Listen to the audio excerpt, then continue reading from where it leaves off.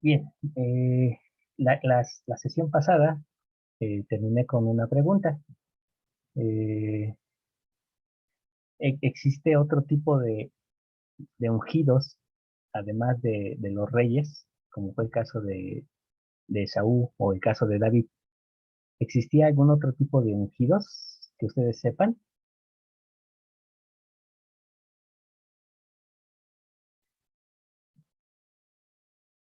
Ok, no se preocupen. Bien, sí existían otros ungidos, otras personas que eran llamadas ungidas. ¿Y quiénes eran? Principalmente las dos figuras más comunes eran el sumo sacerdote, que era ungido como sumo sacerdote, era el único que tenía eh, acceso al lugar santísimo. Entonces, fuera de él, no había quien más pudiera hacerlo. Junto con él se ungía a los sacerdotes.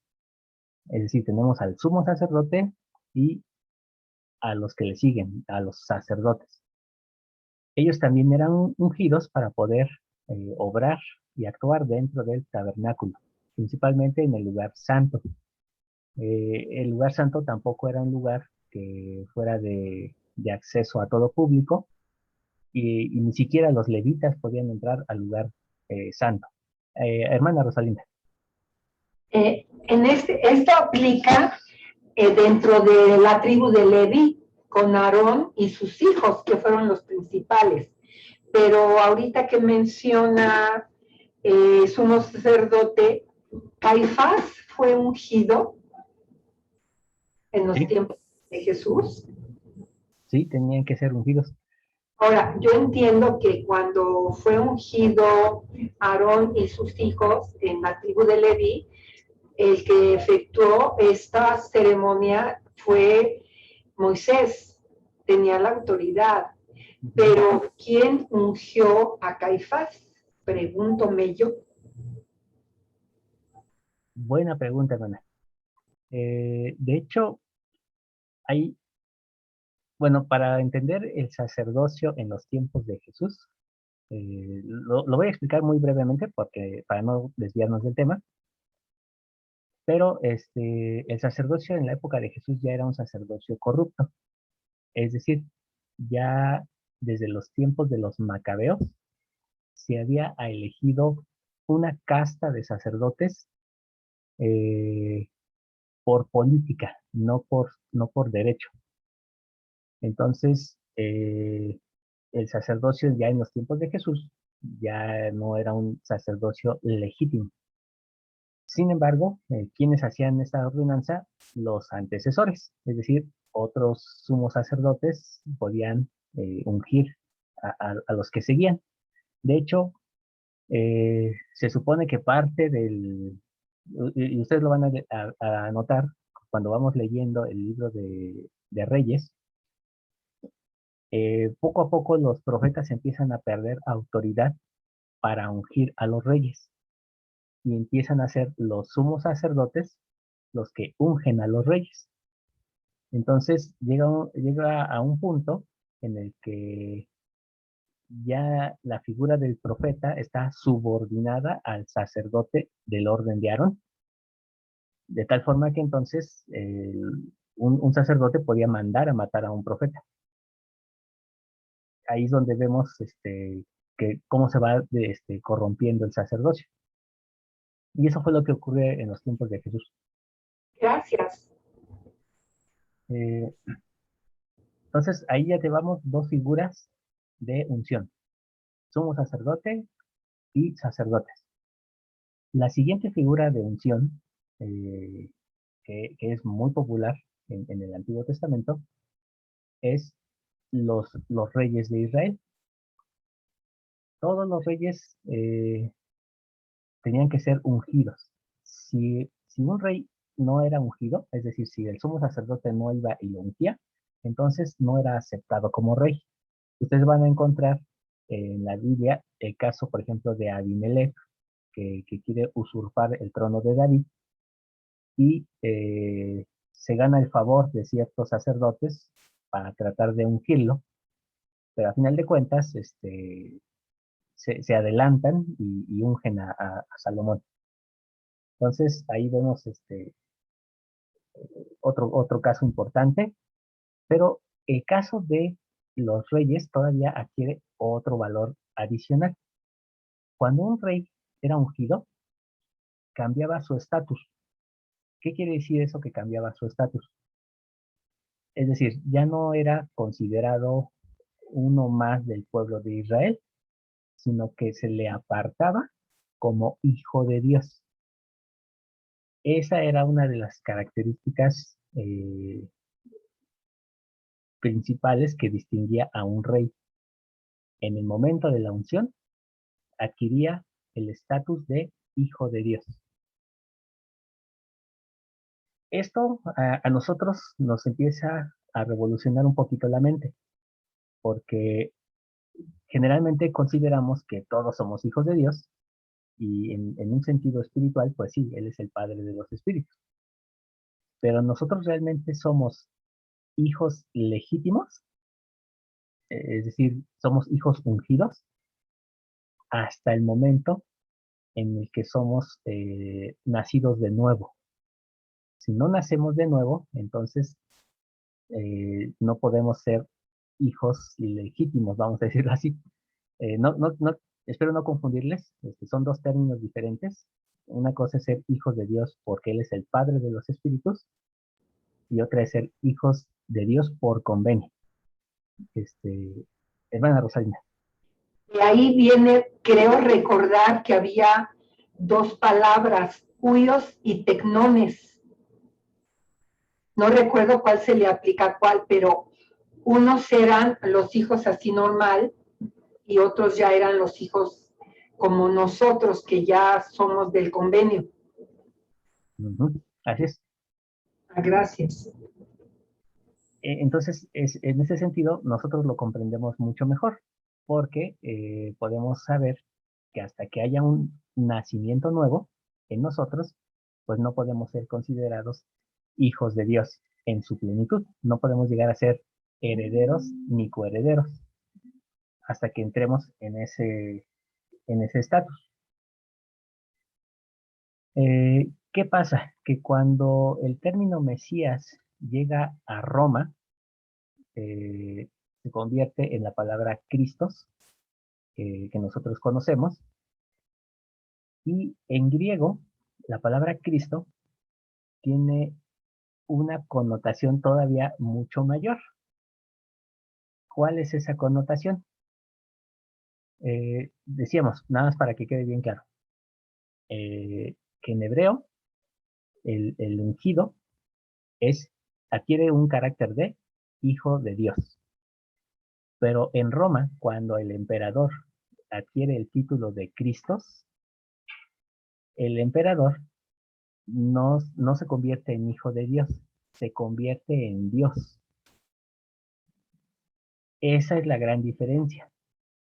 Es la razón por la cual los emperadores romanos tenían que ser deidificados. Las personas tenían que rendirles culto a los emperadores. Cuando el concepto del Mesías, de nuestro Señor Jesucristo, es adoptado por Roma, entonces transforman el concepto de hijo de Dios a Dios mismo. Y entonces, a partir de ese cambio en la doctrina, es cuando entonces viene la idea de que el que muere en la cruz no es el Hijo de Dios, sino Dios mismo. Y es cuando entonces comienza a deidificarse un Dios diferente. Entonces, ahorita solamente lo dejo ahí sobre la mesa, y me retiro lentamente, pero lo dejo ahí para que ustedes lo vayan asimilando. Ahora bien, la otra figura que no es tan común, porque no hay muchas ceremonias reveladas en las escrituras sobre ese tema, son los profetas. Los profetas son otros personajes que eran ungidos. Y eran ungidos ellos en calidad de siervos de Dios. Es decir, ellos eran la servidumbre directa de Dios aquí en la tierra. Como tal, ellos tenían el privilegio de poder declarar la voluntad del Señor. Sin embargo, tanto en el caso de Saúl como en el caso de David, tenemos una característica que nos mueve el tapete. ¿Cuál es esa característica? Que tanto Saúl como David, además de ser ungidos como reyes, ellos también profetizaban. Y entonces, aparentemente, pues la cosa se complica más, porque entonces decimos, bueno, entonces, ¿eran profetas y reyes? ¿O nada más eran profetas? ¿O nada más eran reyes? Su unción, ¿qué abarcaba? Su unción solamente abarcaba el reinado. Ellos no podían actuar como profetas. Pero esa es la gran unción del Espíritu Santo.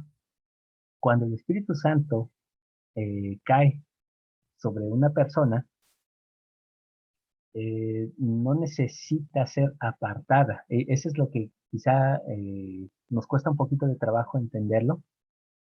eh, y voy de nuevo. Cuando el Espíritu Santo cae sobre una persona, esa persona no necesita ser apartada para poder profetizar. Es decir, el Espíritu Santo desata la lengua de esa persona y esa persona empieza a profetizar, a dar testimonio. ¿Existen evidencias de eso en las Escrituras? Por supuesto que sí. Tenemos el caso del famoso día de Pentecostés. ¿Quiénes estaban en el día de Pentecostés? Estaban los apóstoles, estaban otros hermanos judíos, y había otros judíos que no eran creyentes, que estaban en oposición y que venían de otras regiones. Bueno, todos estos estando reunidos, dice la escritura que desciende el Espíritu Santo como en forma de lenguas, y al caer sobre las personas que estaban en la reunión, estos empiezan a testificar y empiezan a hablar en los idiomas, en las lenguas de los otros judíos que venían de otras partes del imperio. Y entonces, ahí es donde vemos que estos judíos dicen, bueno, estamos escuchándoles en nuestra lengua y estamos oyéndoles que están testificando de Jesús llamado el Cristo. Entonces, ellos no eran profetas, no eran ni siquiera apóstoles. Sin embargo, el Espíritu se derrama en plenitud sobre estos judíos a tal punto que ellos empiezan a profetizar, empiezan a testificar. Entonces, ¿qué ocurre con el caso de Saúl? Saúl es todavía mucho más polémico porque Saúl era bipolar, ¿no? Venía un espíritu malo que lo hacía cometer actos totalmente aborrecibles, como intentar matar a su propio hijo, intentar matar a David. Eh, Algunos dicen que incluso sentía impulsos esquizofrénicos, es decir, sentía que alguien lo estaba persiguiendo y atacando y quería matar a todo el mundo. Y este mismo personaje que recibe este espíritu inmundo es el mismo que recibe el espíritu de Dios y de pronto profetiza. Y entonces uno dice, bueno, ¿cómo es posible esto? ¿Cómo es posible que la misma persona pueda dar cabida a dos espíritus? Me gustaría saber qué piensan ustedes. ¿Creen que sea posible que una persona pueda tener la influencia de dos espíritus? No al mismo tiempo, pero sí la influencia de dos espíritus.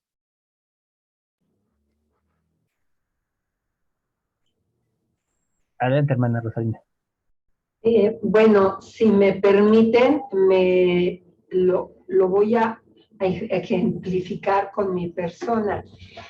Ha habido ocasiones en que a mi mente han venido ideas nefastas, así como de que estoy con un niño, agarrarle el brazo y quebrárselo a ver qué pasa.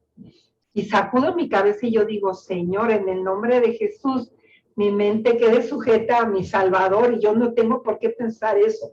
Entonces, como que reacciono, ¿sí? Es un ejemplo de alguna cosa. Yo me imagino que eso viene siendo como la guerra espiritual, de que el enemigo viene a traer ideas negativas para que hagamos cosas contrarias a lo que el Señor nos ha enseñado a hacer. Ahí es donde yo digo, ¿no? El enemigo no sabe lo que pienso, pero sí puede influenciar a las personas, actuar de alguna manera o pensar de alguna manera con ideas. El único que sabe qué pienso realmente y cómo soy es Dios, ¿no? Es el Espíritu Santo. Yo podría decir que sí puede haber esa situación. Claro que no llegar a la bipolaridad, ¿no? Como Saúl, pero yo he llegado a tener alguna vez un pensamiento que me asalta. Estoy yo muy bien haciendo, pues por ejemplo, ese día dando una clase a un niño de 6 años y de repente cruzó esa idea por mi cabeza. Yo dije, no, esto no está bien, ¿verdad? Tal vez estoy mal, pero pues me di a la tarea de orar y de pedirle a Dios que alejara de mí toda cosa que no fuera de Él, para que en mi mente solamente hubiera todo lo digno, todo lo noble, lo que debería ser alabanza a Dios y no ideas negativas. Bueno, lo digo, ¿verdad? Ese fue lo que a mí me pasó. Gracias. Muchas gracias a usted, hermana. Gracias por confiarnos esto. Y estoy seguro que todos en algún momento hemos sentido algo así. Digo, ahorita me hizo recordar precisamente mis ataques de histeria cuando en algún momento llegué a pensar cómo patearle la cabeza a alguien. Y fue algo real, o sea, es algo que realmente deseaba hacer. Y sin embargo, efectivamente, pues el espíritu me dijo en ese momento, ¿no? O sea, ¿qué estás pensando, no? Eh, entonces, efectivamente, o sea, todos en algún momento hemos sido influenciados por un espíritu malo que no solamente porque trae la idea en nosotros y a veces nosotros también tenemos de nuestro propio corazón cosas equivocadas, sino porque de ahí se aprovecha precisamente un espíritu malo para entonces dominar nuestra mente y nuestro corazón. Adelante, hermana, Sofía. Muchas gracias. Primero que nada, pues muy, hermana linda fue la que dio ahorita su testimonio, ¿verdad? La verdad es que yo les comparto que ahora que conozco el Evangelio, creo que me he vuelto más consciente de lo que hay a mi alrededor, de lo que hago, de lo que pienso, y esa conciencia de estar siempre ante los ojos de mi Padre Celestial me hace ver también, es decir, esas sensaciones de pensamientos catastróficos o pensamientos que están fuera de lo bueno, por así decirlo entre comillas, sí, a mí también me ha pasado. Y creo que vienen porque somos más conscientes, estamos más atentos a nuestro comportamiento y pensamiento y palabras. Entonces, por supuesto que estamos abiertos y el espíritu del maligno nos llega con pensamientos que nos sorprenden y nos damos cuenta y qué bueno que somos capaces de rectificar y de reconocer que algo está llegando a nuestra cabeza que no está bien. Entonces, yo creo que el estar tan cerca del Evangelio de verdad nos hace estar más conscientes y esa conciencia nos hace darnos cuenta de que lo malo existe y de que lo malo también nos llega, ¿no? Así es, hermana, muchas gracias. Así como lo malo nos puede llegar, pues también lo bueno. Y en este sentido, cuando el espíritu cae sobre una persona, no hay poder que pueda detener al Espíritu Santo. De tal forma que entonces abre la boca de la persona y empieza a testificar. Y por eso es que era importante en clases anteriores iniciar con este concepto de saber qué es profecía, porque cuando pensamos que la profecía es solamente predecir el futuro y tener imágenes apocalípticas en nuestra mente, empezamos a distorsionar el concepto de profecía. Y entonces, ¿qué pasa? Que cuando vemos que Saúl está entre los profetas y también profetiza, no significa que Dios le abre los cielos y empieza a ver la gloria celestial.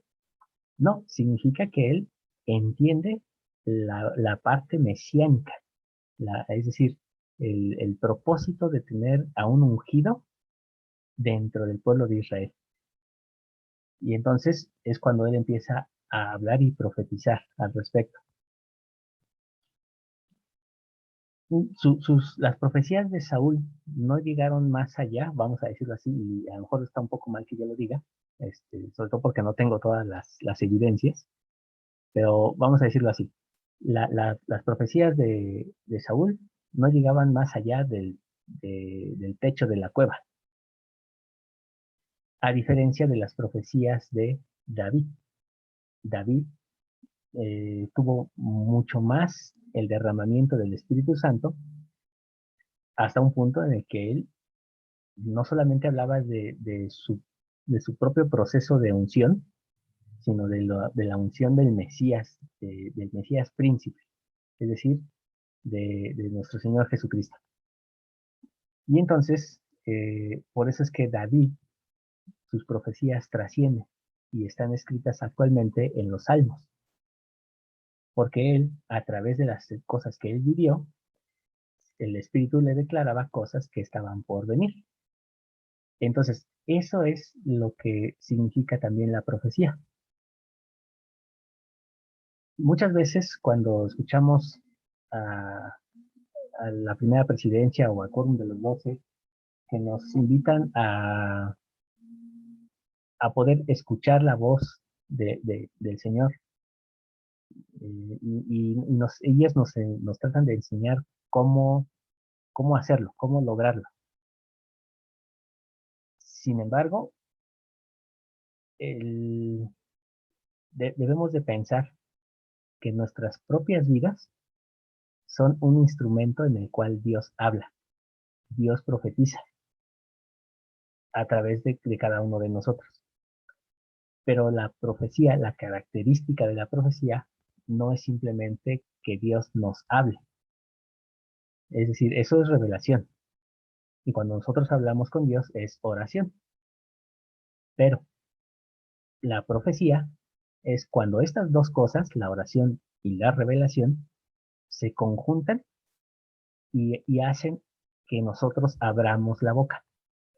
Si no abrimos la boca, entonces no hay profecía. Esa es la distinción. ¿Qué ocurre con Saúl? Que cuando Saúl es abandonado por el Espíritu de Jehová, es decir, el Espíritu Santo ya no cae sobre él, de tal forma que ya no entiende su propio, eh, su, su propio papel dentro del pueblo de Israel. Entonces es cuando empieza su desesperación y dice, ¿qué está pasando? ¿Qué estoy haciendo? ¿A dónde tengo que ir? Y consulta a una adivina para tratar de traer al profeta Samuel de entre los muertos. Y es cuando entonces el Espíritu del Señor ya lo abandona totalmente porque ya no hay vuelta atrás. Y yo quisiera que notáramos, precisamente en el caso de Saúl, que cuando nosotros nos vamos alejando del Espíritu, empezamos a perder el sentido de nuestra existencia en esta iglesia. Y cuando esto se agrava, llegamos a perder el sentido de nuestra existencia en el mundo. Y por eso es que Saúl se suicida, porque él ya pierde el sentido de su propia vida. Esto es precisamente lo que llamamos una crisis de ansiedad, o es también lo que podemos llamar una crisis de depresión. Cuando perdemos el sentido de nuestra vida, entonces simplemente lo único que esperamos es la muerte. Debemos de tener siempre y esforzarnos por tener siempre la compañía del Espíritu, porque es precisamente quien le da sentido a nuestra existencia. A diferencia, por ejemplo, de David, que David muchas veces estuvo acorralado por sus enemigos, muchas veces pasó hambre, muchas veces su propio suegro, que en este caso era Saúl, intentó matarlo, y aún así tenía el Espíritu del Señor. Y entonces uno podría decir, bueno, a ver, si Saúl, que sufrió menos, no tenía el Espíritu, David tenía más posibilidades de perderlo. Y sin embargo no lo hizo. ¿Por qué? Porque él puso toda su confianza en quien sabía que podía rescatarlo. Y por eso es que su propia vida se convierte en un símbolo mesiánico. Por eso es que cuando David dice o habla de que sus enemigos caerán y que serán y que él como rey está puesto para ser un tropezadero para sus enemigos, no está hablando de sí mismo, está hablando del verdadero Mesías. Cuando él habla de su reinado glorioso, no está hablando de su reinado glorioso, sino del reinado glorioso del Mesías. ¿Por qué? Porque el Espíritu está en él y le hace ver que en su vida se refleja la vida del Mesías. La pregunta ahora sería, ¿nuestra vida refleja la vida de nuestro Mesías? Las personas pueden ver en nosotros la luz de Cristo, y esto se queda como reflexión. No sé si alguien quiere eh, hacer alguna pregunta, comentario. Juan, Sí, de lo que estabas diciendo sobre Saúl, se aplica la escritura que dice que, ay, ¿cómo se dice? Quedan a los bofetones de Satanás, o sea, ya tan solos están. así es. Cuando el espíritu deja de luchar con el hombre, quedamos expuestos a nuestras propias fuerzas.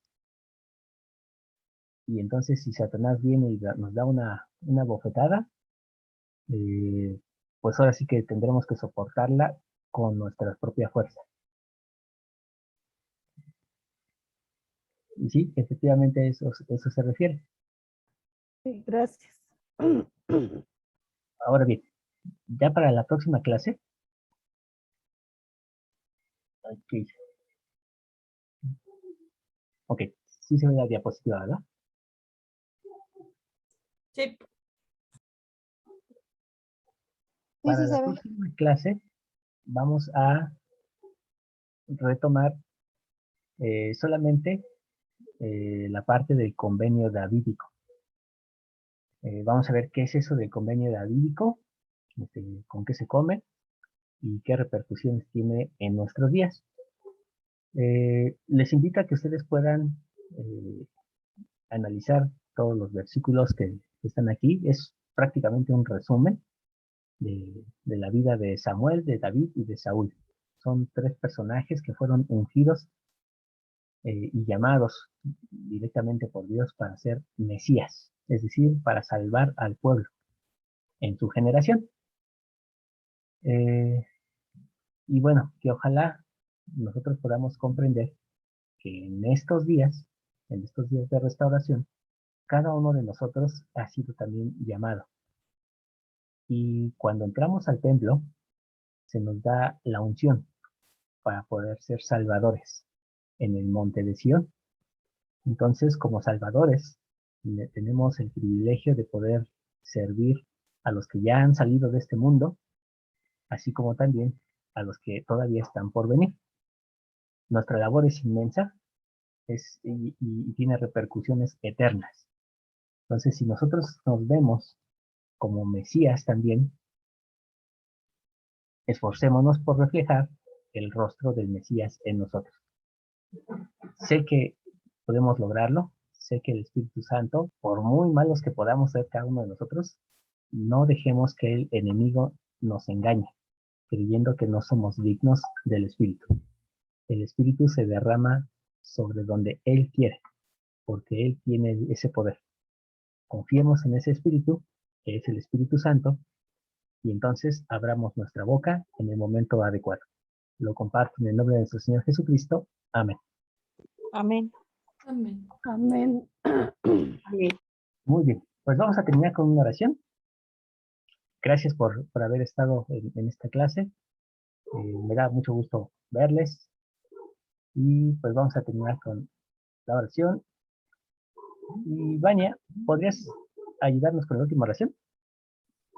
Sí, Gracias. Padre, Padre Celestial, tu que moras y reinas en las alturas de los cielos, en esta noche nos inclinamos ante ti. Te agradecemos por habernos dejado estar bien durante este día, durante esta clase, por todo lo que hemos aprendido hoy, por tener tu evangelio sobre nuestra vida y por todas las bendiciones que nos has dado. Ahora te pedimos que tu Espíritu pueda seguirnos acompañando y que nos permitas estar en paz y en tranquilidad, que nos permitas finalizar este día bien y que nada malo nos pueda suceder, que puedas cuidarnos y protegernos de todo peligro y que nada malo nos pueda pasar, que estemos con bien en paz y en tranquilidad y que nos bendigas en cada uno de nuestros problemas para que podamos saber cómo resolverlos, que estas cosas que aprendimos las podamos recordar en nuestra vida y que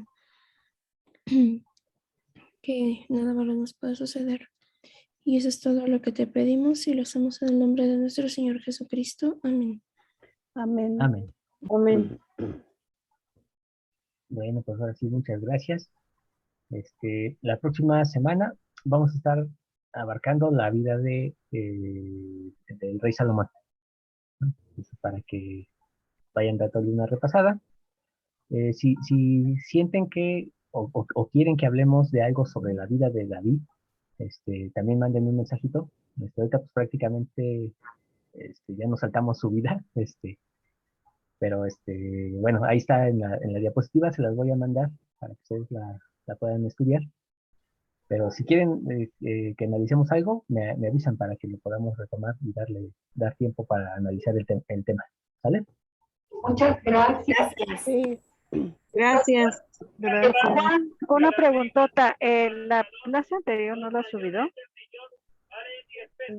Eh, mm, lo que pasa es que la clase, la última clase que tuvimos en viernes, no se Sí. grabó porque Ok. fue clase libre para responder preguntas y respuestas.